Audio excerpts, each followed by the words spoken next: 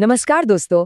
तो आज हम करने वाले हैं क्लास 10 साइंस का एक बहुत ही मजेदार चैप्टर लाइट, रिफ्लेक्शन और रिफ्रैक्शन, और वो भी एक ही शॉट में। देखिए, ये जो चैप्टर है ना, ये सिर्फ बोर्ड एग्जाम्स की नींव नहीं है, बल्कि जेई और नीट जैसे बड़े कॉम्पिटिटिव एग्जाम्स के लिए भी मतलब सुपर इंपॉर्टेंट है। तो चलिए पूरे फोकस के साथ शुरू करते हैं। कभी सोचा है कि घर में जो स्टील का चम्मच होता है उसमें एक तरफ अपनी शक्ल उल्टी और दूसरी तरफ सीधी क्यों दिखती है ना अजीब बात। इस सवाल का जवाब हाँ इसी चैप्टर की फिजिक्स में छिपा हुआ है। और यकीन मानिए, जब इसका जवाब समझ आएगा ना तो फिजिक्स बहुत ही दिलचस्प लगने लगेगी। आज इस रहस्य से पर्दा उठाएंगे। ये रहा हमारा आज का पूरा रोड मैप। हम लाइट और रिफ्लेक्शन की बेसिक बातों से शुरू करेंगे, फिर स्फेरिकल मिरर्स और लेंस की दुनिया में गहराई से उतरेंगे, और आखिर में उनके जो फॉर्मूला है उनको समझेंगे। इस सफर के अंत तक इस चैप्टर का हर एक कॉन्सेप्ट एकदम क्रिस्टल क्लियर हो जाएगा। तो चलिए शुरुआत करते हैं अपने पहले सेक्शन से, लाइट और रिफ्लेक्शन। देखिए, यहीं से वो बुनियाद बनती है जिससे हम पूरी दुनिया को देख और समझ पाते हैं। रिफ्लेक्शन के दो सबसे जरूरी नियम हैं। पहला नियम कहता है कि जिस एंगल पर लाइट की किरण किसी सतह से टकराती है, यानी एंगल ऑफ इंसिडेंस, ठीक उसी एंगल से वो वापस लौटती है, जिसे कहते हैं एंगल ऑफ रिफ्लेक्शन। और दूसरा, आने वाली किरण, नॉर्मल, और वापस जाने वाली किरण, ये तीनों एक ही प्लेन में होती हैं। और हाँ, सबसे जरूरी बात जो एग्जाम में सीधी पूछी जाती है, ये नियम सिर्फ प्लेन मिरर के लिए नहीं है, ये हर तरह की सतह पर लागू होते हैं, चाहे वो सीधी हो या घुमावदार। हम सब रोज घर में प्लेन मिरर यानी समतल दर्पण देखते हैं, तो याद रखना है कि इसमें बनने वाली इमेज हमेशा वर्चुअल होती है, इरेक्ट यानी सीधी होती है, ऑब्जेक्ट के बराबर साइज की होती है और लैटरली इन्वर्टेड होती है। लैटरली इन्वर्टेड का मतलब? अरे, इसका मतलब है कि साइड्स उल्टी दिखती हैं। जैसे शीशे में जब हम अपना दाहिना हाथ उठाते हैं तो इमेज में ऐसा लगता है जैसे वो बायां हाथ हो। बस इसी को लैटरल इन्वर्जन कहते हैं।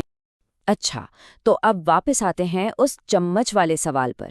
चम्मच की जो घुमावदार सतह है वो स्फेरिकल मिरर्स का एक बेहतरीन उदाहरण है। तो चलिए अब इन घुमावदार सतहों के रहस्यों को समझते हैं, जहां हम दो खास तरह के मिरर्स के बारे में जानेंगे, कॉनकेव और कॉन्वेक्स।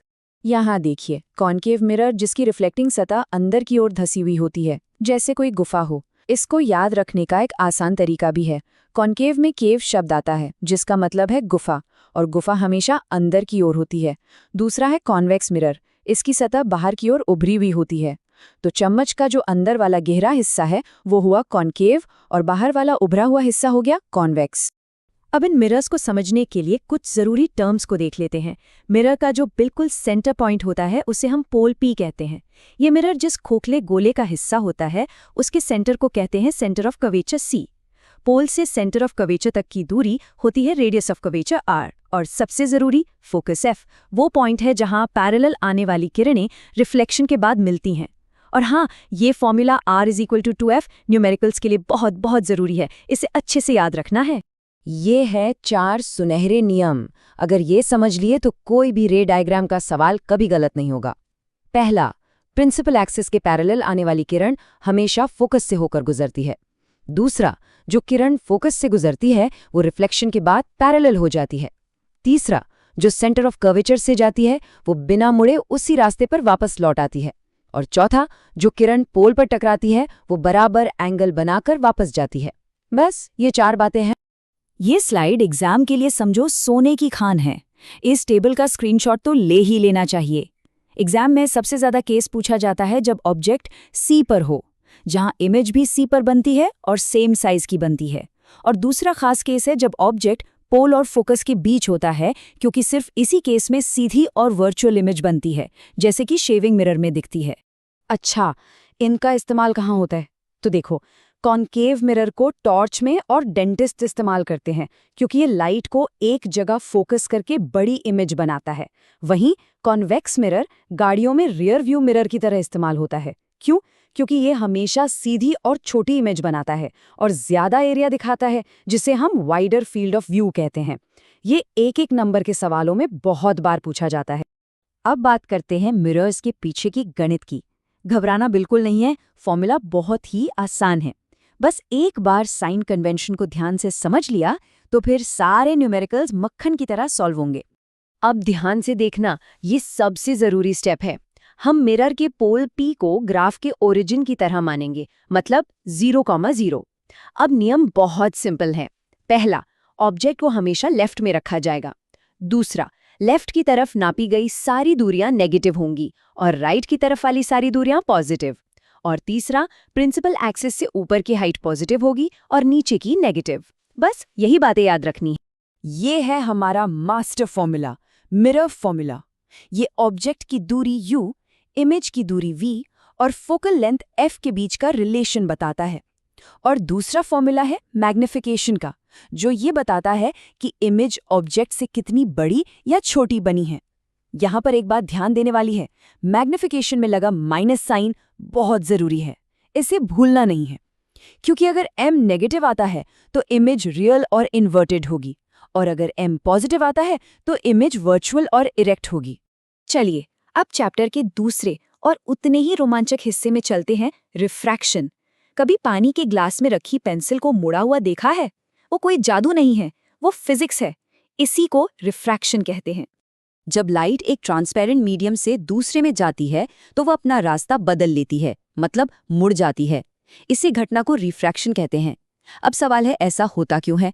ऐसा इसलिए होता है क्योंकि अलग अलग मीडियम में लाइट की स्पीड अलग अलग होती है।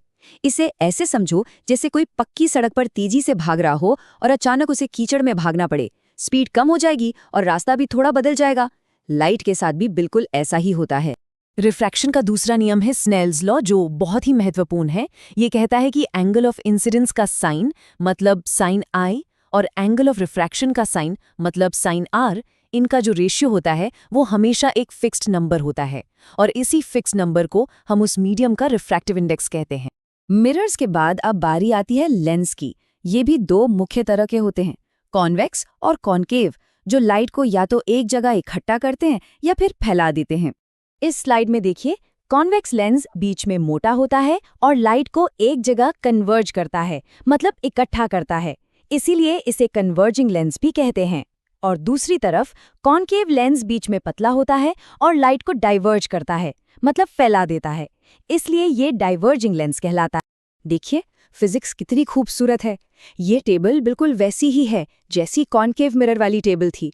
अगर वो याद कर ली तो ये भी आसानी से याद हो जाएगी। बस फर्क इतना है कि मिरर की जगह लेंस है और C की जगह 2F है। पैटर्न एकदम सेम है। हार्ड वर्क नहीं, स्मार्ट वर्क करना है। तो चलिए अब हम पहुंच गए हैं अपने अंतिम सेक्शन पर। इसमें हम लेंस के फॉर्मूला और पावर के बारे में बात करेंगे। ये एग्जाम के लिए आखिरी और सबसे ज़रूरी औजार हैं। अब इस स्लाइड पर पूरा ध्यान देना है क्योंकि ये कॉमन एग्जाम ट्रैप है। मिरर के फॉर्मूले में 1/v और 1/u के बीच प्लस होता है, जबकि लेंस के फॉर्मूले में माइनस। अक्सर स्टूडेंट्स इसी में गलती कर देते हैं। इसी तरह लेंस के मैग्निफिकेशन में माइनस साइन नहीं होता। इस छोटे से फर्क से पूरा न्यूमेरिकल गलत हो सकता है। लेंस की पावर का सीधा सा मतलब है कि वो लाइट को कितना ज़्यादा या कम मोड़ सकता है। जिसकी फोकल लेंथ जितनी कम होगी वो लाइट को उतना ही ज़्यादा मोड़ेगा, और मतलब उसकी पावर उतनी ही ज़्यादा होगी। इसकी यूनिट होती है डायोप्टर, D। और हाँ, एक बात हमेशा याद रखनी है, फॉर्मूला में फोकल लेंथ हमेशा मीटर्स में डालनी है, सेंटीमीटर में नहीं। कॉन्वेक्स लेंस की पावर पॉजिटिव होती है और कॉन्केव लेंस की नेगेटिव। तो आज हमने इस चैप्टर में प्रकाश के पूरे सफ़र को समझा, कैसे वो सतहों से टकराकर लौटता है, यानी रिफ्लेक्शन, और कैसे एक मीडियम से दूसरे में जाकर मुड़ जाता है, यानी रिफ्रैक्शन। हमने मिरर और लेंस के फॉर्मूलों को भी अच्छे से समझ लिया। लेकिन जाते जाते एक सवाल के साथ छोड़ता हूँ। अगर लाइट हमारे ब्रह्मांड की सबसे तेज चीज़ है, तो इसका अलग अलग माध्यमों में मुड़ना और धीमा हो जाना, ये हमें इस ब्रह्मांड के बारे में क्या बताता है? अपनी जिज्ञासा को हमेशा जलाए रखना है, पढ़ते रहना है और फोड़ते रहना है।